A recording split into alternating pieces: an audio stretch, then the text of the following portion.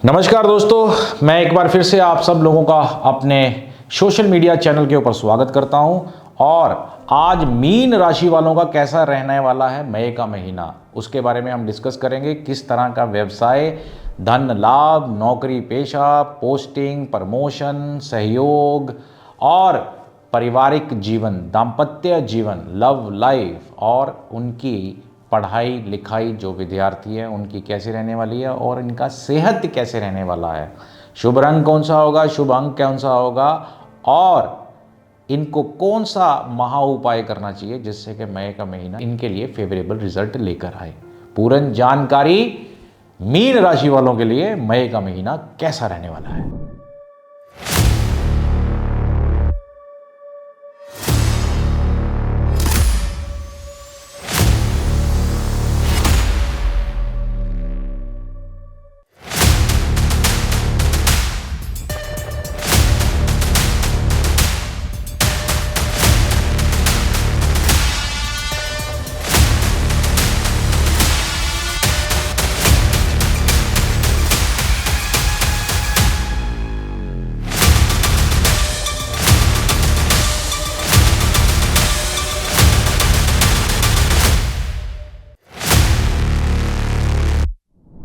Mean राशि के स्वामी गुरु हैं। गुरु इस समय कर्म भाव अर्थात 10वें स्थान में वृष राशि में बैठे हुए हैं।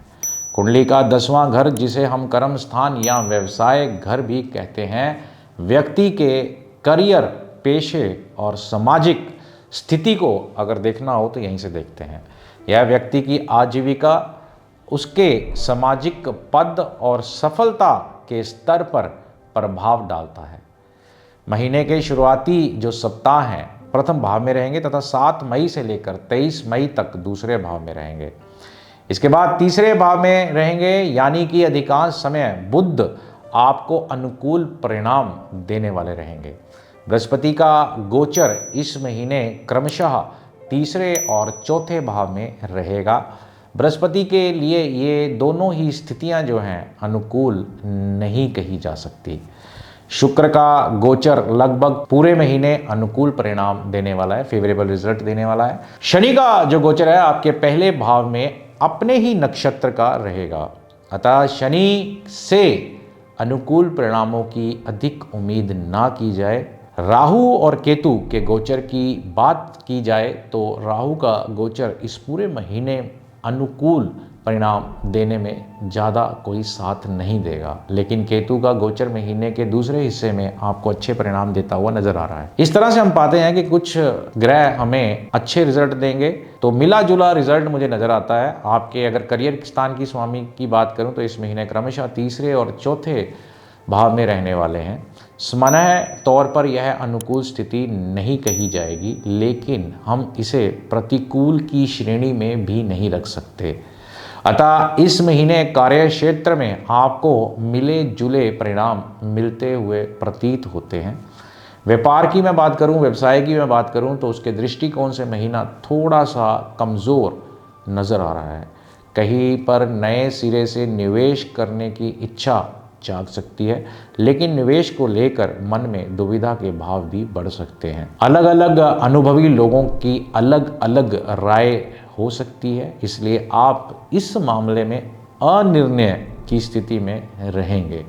बेहतर होगा अभी नए निवेश को कुछ दिनों के लिए पोस्टपोन कर दीजिए। वही नौकरी पेशा लोगों के लिए महीना मिले जुले परिणाम देता हुआ प्रतीत होता है। महीने के पहले हिस्से में आपको औसत से बेहतर लेवल के परिणाम जो है मिलेंगे, तो वही महीने के दूसरे हिस्से में परिणाम काफ़ी अच्छे और भी अच्छे देखने को मिलेंगे। स्थानांतरण इत्यादि के लिए की गई कोशिशें महीने के दूसरे हिस्से में आपको अच्छे रिजल्ट दे देंगी। अब मैं बात करता हूं आर्थिक मामले की। इस महीने आपके लाभ भाव के जो स्वामी हैं शनि प्रथम भाव में अपने ही नक्षत्र में रहने वाले हैं।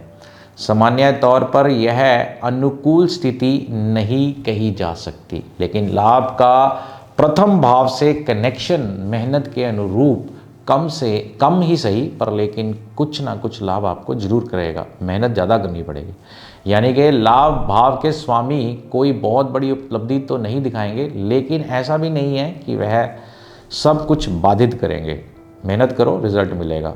सब कुछ मेहनत पे आपकी डिपेंड करेगा। हालांकि शनि ग्रह न्याय का ग्रह भी माना जाता है, अर्थात देर सवेर आपकी यह मेहनत का आपको रिजल्ट जरूर मिलेगा। हालांकि महीने के पहले हिस्से में बृहस्पति आपके लाभ भाव को देखते रहेंगे, साथ ही साथ मंगल ग्रह भी पूरे महीने आपके लाभ भाव को देखेंगे। यहाँ से आवश्यकता के अनुरूप लाभ मिलने की संभावनाएं नजर आ रही हैं, अर्थात आपकी जरूरतें जरूर पूरी होंगी।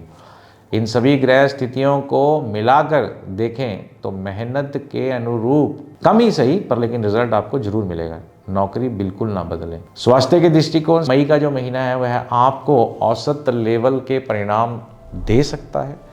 महीने के पहले हिस्से में आपके पहले भाव में राहु, केतु और शनि जैसे ग्रहों का प्रभाव रहेगा, जो स्वास्थ्य में प्रतिकूलता देने का काम कर सकता है। हालांकि महीने के दूसरे हिस्से में राहु केतु का प्रभाव आपके पहले भाव से समाप्त हो जाएगा। बुध का गोचर भी 7 मई के बाद अनुकूल परिणाम देना शुरू करेगा। वहीं आरोग्यता के कारक ग्रह सूर्य का गोचर महीने के दूसरे हिस्से में आपके स्वास्थ्य के लिए पूरी तरह से सपोर्ट करता हुआ देखा जा सकता है।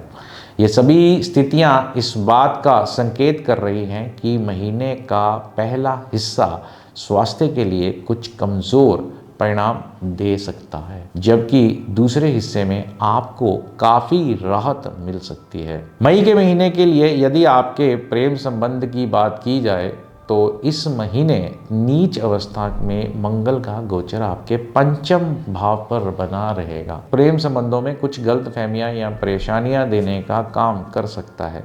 किसी तीसरे व्यक्ति को लेकर के आपसी आर्गुमेंट्स बढ़ सकते हैं।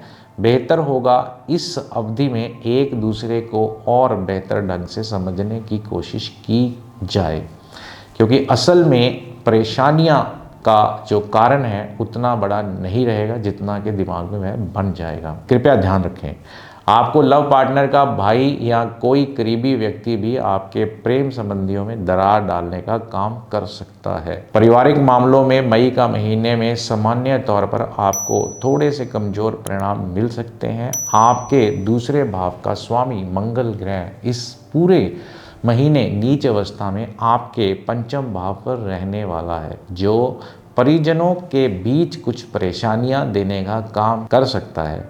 परिजनों के बीच किसी दूर की परिचित या व्यक्ति को लेकर कुछ मतभेद देखने को मिल सकते हैं, अथवा किसी परिजन का कोई मित्र कुछ ऐसी स्थितियां निर्मित कर सकता है या ऐसी बात कह सकता है जिससे परिजनों के बीच आपसी मनमुटाव बढ़ सकता है। आपका शुभ अंक जो है वह 7 है। शुभ रंग जो है वह पीला रंग है। शुभ दिन जो है वो गुरुवार है। उपाय की बात करूं, चने की दाल का दान जरूरतमंदों को करना आपके लिए विशेष फल लेकर आएगा। मीन राशि वालों के लिए मई के महीने के लिए शुभकामनाएं। मैं अक्सर बात करता हूं, आप अपने लक्ष्य के ऊपर केंद्रित होकर अपने लक्ष्य को प्राप्त करें, ऐसी मेरी प्रार्थना है प्रभु परमेश्वर ईश्वर भगवान से। आप जीवन के अंदर आगे बढ़ें, अपने लक्ष्य को प्राप्त करें। मैं अक्सर बात करता हूं कि सब कुछ किस्मत है, ज़्यादा टेंशन लेने की ज़रूरत नहीं है। जीवन जीने का नाम है, काटने का नहीं। मस्त रहो, व्यस्त रहो, आगे बढ़ो। हर हर महादेव।